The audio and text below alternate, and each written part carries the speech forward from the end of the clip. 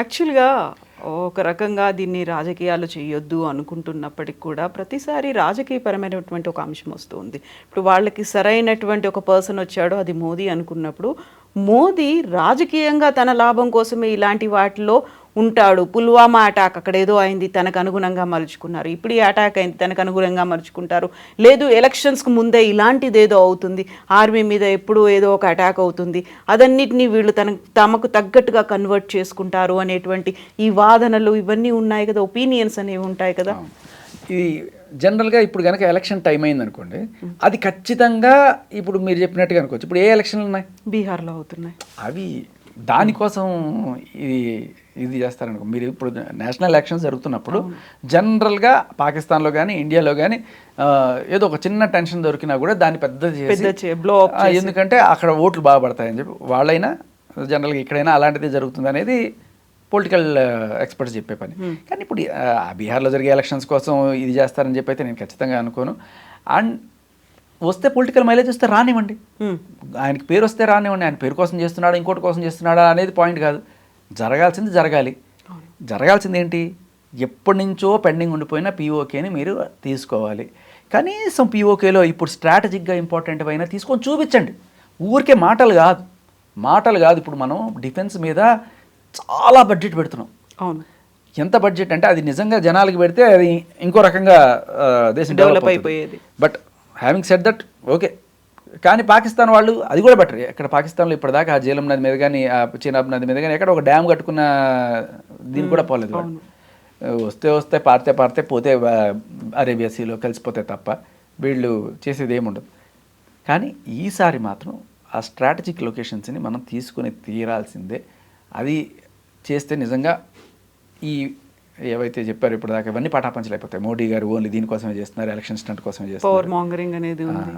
ఇప్పుడు ఇదివరకు ఇట్లా లేదు. మా పరిస్థితి చాలా గట్టిగా ఉంది. ఇండియాకి ఉన్న మిలిటరీ బేస్ కానీ ఎయిర్ ఫోర్స్ కానీ నేవీ కానీ చాలా చాలా గట్టిగా ఉన్నాయి. It's on par with China చెప్పాలంటే. సో పాకిస్తాన్ వాళ్ళు ఏ రకంగానూ కూడా మన ముందు నిలబడలేని పరిస్థితి. చాలామంది అక్కడి నుంచి బార్డర్ నుంచి చాలా పోస్టులు ఖాళీ చేసి వెళ్ళిపోతున్నారు. సరే ఇవాళ కొన్ని చోట్ల బేసికలీ జరిగేది అది ఆ రాజౌరి పూంచ్ జిల్లాలోనే ఎప్పుడు ఆ ఫైరింగ్ జరుగుతుంటుంది తప్ప అది పక్కన పెడితే చాలా చోట్ల ఇంకా స్ట్రాటజిక్ లొకేషన్స్ మనం హస్తగతం చేసుకోవాల్సిన టైం వచ్చింది. మూడోసారి మోడీ గారు ప్రధానమంత్రి అయితే మరి మళ్ళీ ఇప్పుడు కాకపోతే ఇంకెప్పుడు మళ్ళీ ఇటువంటి బలమైన నాయకుడు ఎప్పుడు వస్తాడో ఉన్నప్పుడే రేపు ఉండగానే ఇల్లు చక్కబెట్టేయాలి. అదే నా పాయింట్. సో ఖచ్చితంగా పీఓకేకి సంబంధించిన చాలా కీలకమైన ప్రదేశాలు మనం హస్తగతం చేసుకోవడానికి ఇప్పుడున్న మిలిటరీ సిచ్యువేషన్ కావచ్చు, అలాగే ఇప్పుడు పాకిస్తాన్ ఉన్న దరిద్రమైన సిచ్యువేషన్ కూడా మనకి హెల్ప్ అవుతుంది. వాళ్ళకి అక్కడ వాళ్ళ ఆర్మీలోనే చాలా లొక్కలొక్కలు ఉన్నాయి. అవును. సో చాలా రాజీనామాలు కూడా అవుతున్నాయని, యుద్ధానికి మేము వెళ్ళలేము అనేది అస్త్ర సన్యాసం చేసినటువంటి పరిస్థితి అక్కడ కనిపిస్తుంది చాలా మందిలో. అవును. దీనికి కారణం అక్కడ ఒకటి తుప్పుపట్టిపోయిన గనులు కావచ్చు, ఎయిర్ క్రాఫ్ట్స్ కావచ్చు, ఇవన్నీ కూడా వీటికి సర్వీసింగ్ లేకుండా ఇప్పుడు వెళ్ళి ఇరుక్కునే పరిస్థితిలో చాలామంది లేరు. దీనికి తోడు అక్కడ ఉన్న ఆర్మీ మేజర్ ఎవరైతే ఉన్నాడో మునీర్, ఆయన 3 ఏళ్ళు అయిపోతే ఆయన దిగిపోవాలి. వీళ్ళకి ఏంటంటే బలవంతంగా ఎట్లాగైనా సరే దాంట్లో ఇంకా పదవి అంటే కొంచెం సాగించాలి అనే కోరికలతో ఏం చేస్తారంటే సరే ఎక్స్టెండ్ చేద్దాం అన్నట్టుగా చాలామంది అంతకుముందు చేస్తున్నారు. ఒకటి 10 ఏళ్ళు కూడా చేశాడు. కానీ కిందగా కాసుకొని కూర్చుంటాడు, ఎవరే నువ్వు పోతే నేను వస్తాను. సో ఆయనకి నచ్చదు కదా. సో ఈ టైంలో వాళ్ళు తిరగబడలేం, ఇంటర్నల్ కాన్ఫ్లిక్ట్స్ ఉన్నాయి. సో అవి ఉన్నాయి. దీంతో పాటు చాలా పెద్ద ఇది ఏంటంటే మనం అనుకుంటున్నట్టుగా పాకిస్తాన్ ఒక దేశం కాదు. నిజం చెప్పాలంటే ఒక 4 దేశాలు. Pakistan is 4 nations. ఈ 4 నేషన్స్ అది ఎలా అంటే ఒకటి బెలూచిస్తాన్ ఒకప్పుడు సపరేట్ దేశంగానే ఉండే, కానీ తర్వాత ఇండియా పాకిస్తాన్ సపరేట్ అయిపోయిన తర్వాత కూడా ఆ బ్రిటిష్ వాళ్ళు ఎవరో చెప్పారట ఈ జిన్నాకి, ఏంటి వాడు సరిగ్గా పరిపాలించలేడు, చిన్నపిల్లాడు నువ్వే చూసుకోవాలంటే పాప ఈ సైన్యాన్ని అంతా తీసుకెళ్ళి బలవంతంగా లాక్కొని బలవంతంగా అట్టే పెట్టుకున్నాడు. అప్పటి నుంచి బెలూచిస్తాన్ వాళ్ళు ఎప్పుడు కూడా ఇంకా మేము ఇప్పటికీ అనుకోరు, వాళ్ళు బెలూచిస్తాన్ సపరేట్ దేశమే అనుకుంటారు. ఇకపోతే ఆఫ్ఘనిస్తాన్ ఈ రోజు దాకా పాకిస్తాన్ బోర్డర్లను గుర్తించట్ల. ఆఫ్ఘనిస్తాన్ బోర్డర్లో ఒకటి బెలూచిస్తాన్తో ఉంటుంది, ఇంకొకటి ఖైబర్ పఖ్తూన్ఖ్వా అని చెప్పి ఆ పై ప్రాంతం అనమాట. అది ఈ ఖైబర్ పఖ్తూన్వాలో ఉండే వాళ్ళందరూ కూడా పష్తూన్స్. మేము వేరు, ముస్లింలు కాదు, సెక్ట్ ముస్లిమ్సే, కానీ మీ తెగ వేరు, మా తెగ వేరు. మేము 5,000 సంవత్సరాల నుంచి మా పష్తూన్స్ ఉన్నారు అని చెప్పి వాళ్ళు దానికే ప్రైడ్ తీసుకుంటారు. వీళ్ళతో కలవరు. ఈ మనం అనుకుంటున్న ఈ పాకిస్తానీ ఆర్మీ కానీ ఈ కంట్రోల్ అంతా ఎవరిదంటే పంజాబ్. పాకిస్తాన్లో కూడా మన ఇండియాలో ఉన్నట్టే ఒక పంజాబ్, ఒక గుజరాత్, ఒక రాజస్థాన్, ఒక హైదరాబాద్. హైదరాబాద్ అంటే అది సింధు ప్రాంతం, అది ఇవన్నీ ఉన్నాయి. అయితే పాకిస్తాన్లో ఉన్న పంజాబ్లో ఉన్న వాళ్ళే బాగా బలవంతమైన నాయకులు. అక్కడ పంజాబీతో పాటు ఉర్దూ కూడా మాట్లాడతారు, బట్ ఉర్దూనే వాళ్ళు అఫీషియల్గా చేసేసి చేస్తుంటారు. ఈ పంజాబ్ మినహాయిస్తే మిగతా వాళ్ళందరూ కూడా, ఇప్పుడు సింధు ఉంది, ఇప్పుడు మన హైదరాబాద్ ఉన్నాం కదా, ఈ హైదరాబాద్ ఉన్న ప్రాంతం సింధు దేశం కావాలని ఎప్పటి నుంచో డిమాండ్ అక్కడ.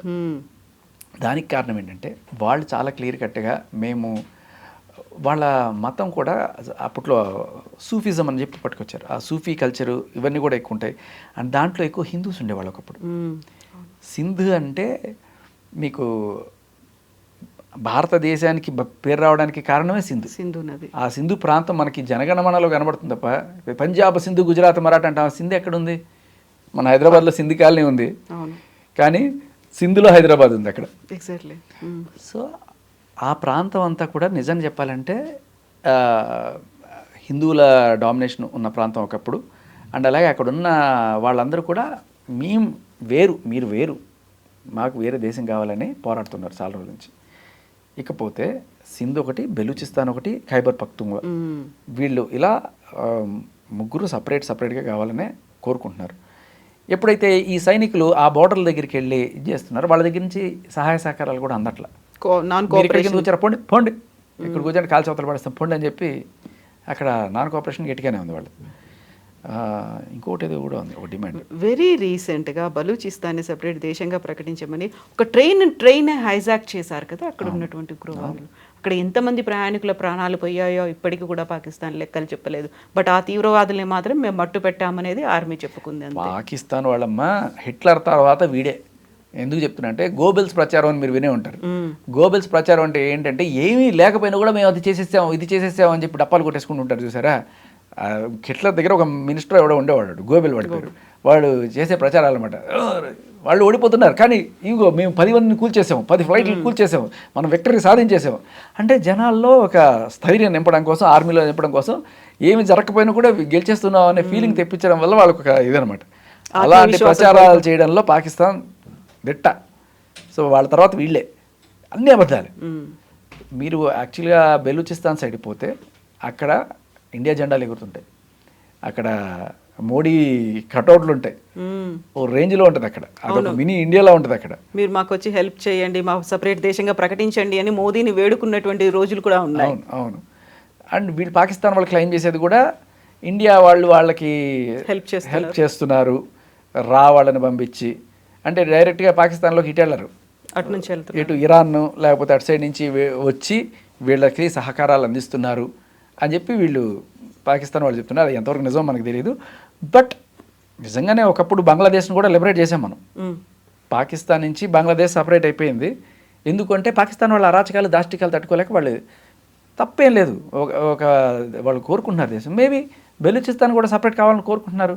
కాకపోతే మన వాళ్ళు ఏంటంటే ఓకే మనకెందుకు ఇప్పుడు, అది వాళ్ళ దేశం కదా, వాళ్ళ ఇంటర్నల్ మ్యాటర్ వాళ్ళు చేసుకుంటారు కదా అని అనుకునేవాళ్ళు. బట్ ఇంటర్నల్ మ్యాటర్లో వేలు పెడితే మనం వేలు పెట్టాల్సి వస్తుంది. బట్ లిటరల్లీ ఈ భారత ఉపఖండంలో ఒక పీస్ రావాలంటే ఖచ్చితంగా పాకిస్తాన్ అనేదానికి నిజమైన అవకాశం ఏంటో మనం చూపించాలి. సో బెలూచిస్తాన్ నీది కాదురా, ఖైబర్ పఖ్తూన్వా నీది కాదురా, నీది కేవలం ఈ పంజాబ్ మాత్రమే రా, కాశ్మీర్ నీది కాదు. ఇందాక చెప్పాల్సిన 4వ రాష్ట్రం కాశ్మీర్. సో ఇలా కాశ్మీర్, ఖైబర్ పఖ్తూన్వా, బెలూచిస్తాన్ అండ్ సింధ్, ఈ 4 దేశాలు సపరేట్గా అనుకుంటారు. ఈ పంజాబ్ ఒక్కటే నీది, దీన్ని పట్టుకొని ఏం ఏడుస్తావు ఏడు. వీటిని సపరేట్ చేయడానికి కూడా మనం కూడా, నేను అంటున్నాను, ఒక చొరవ చూపించి అక్కడున్న ప్రజలకు మన సహాయ సహకారాలు అందించి వాళ్ళకి మోరల్గా, ఎమోషనల్గా, వీలైతే కొంత ఫైనాన్షియల్గా చేస్తే ఖచ్చితంగా ఇది ఉపయోగం ఉంటుంది. ఇప్పుడు S-400 తీసుకొచ్చి బోర్డర్ దగ్గర పెట్టారు, మన బోర్డర్ దగ్గర పెట్టారు. ఇటువంటిది ఆఫ్ఘనిస్తాన్ బోర్డర్లో కూడా పెట్టండి, ఇటువంటిదే బెలూచిస్తాన్ బోర్డర్లో కూడా పెట్టండి, బాగుంటుంది కదా. అవును, ఇంత వాడు అప్పుడు అటు పోవాలా ఇటు పోవాలా, అది. సో మేబీ అతి త్వరలో నాకు తెలిసి ఒక రాబోయే 5 ఏళ్లలో మనం పాకిస్తాన్ ముక్కలవడం గ్యారంటీగా చూస్తాం. 2 ఏళ్లలో చూసినా ఆశ్చర్యపోకలేదు అది. సో అంతకంటే ముందు మన కాశ్మీర్ మనకు రావాలి అని కోరుకుంటున్న వాళ్ళ నెంబర్ రోజు రోజుకి పెరిగిపోతుంది. అవును, అయ్యో మన కాశ్మీర్ మనకి రావాలని కోరుకోవడం మనం చేయడం కాదు, అక్కడ ఉండేవాళ్ళు వాళ్ళు కూడా పీఓకేలో ఉండేవాళ్ళు కూడా ఇండియాలో కలవడానికి తహతహలాడుతున్నారు. ఎందుకంటే బాబోయ్ ఈ దరిద్రం మాకు వద్దు బాబోయ్, మేము తట్టుకోలేకపోతున్నాం బాబోయ్ అని చెప్పి. రోజు రోజుకి అరాచకాలు, రక్తపాతం, ఆకలి కేకలు. అదే అండి, ఇక్కడ ఉండే వాళ్ళకి బోల్డెన్ ఆప్షన్స్ ఉన్నాయి. సాఫ్ట్వేర్లో పని చేస్తావు, ఇండస్ట్రీస్లో పని చేస్తావు, అక్కడ కేవలం ఒకటే ఆప్షన్, టెర్రరిస్ట్ ఆర్గనైజేషన్లో చేరడం, సూసైడ్ బాంబర్లు ఇవ్వడం. ఎవరికి కావాలండి, అందరికీ కూడా పీస్ కావాలి. ఇనిషియల్గా ఏదో కొంత హడావిడిగా అనిపించవచ్చు, వాళ్ళ గన్నులు పట్టుకోవడం హీరోయిజంగా అనిపించుండొచ్చు కొంతమందికి, కానీ వాళ్ళ తండ్రులు పోయి తాతలు పోయి ఈ 3వ జనరేషన్లో కూడా మనకి ఎందుకురా ఈ దరిద్రం అని చెప్పి ఆ తల్లులందరూ కూడా వద్దురా బాబు అని చెప్పి పిల్లల్ని చదువు వైపు పంపిద్దామని చెప్పి అక్కడ ఉండే ఆడవాళ్ళు ఇక్కడికి వచ్చి ఇక్కడ మన వాళ్ళని పెళ్లి చేసుకొని, హిందువులైనా సరే ఇక్కడ వాళ్ళని పెళ్లి చేసుకొని బతుకుదాం అనుకుంటున్న స్టేజ్లో ఉంది పాకిస్తాన్ ఇప్పుడు.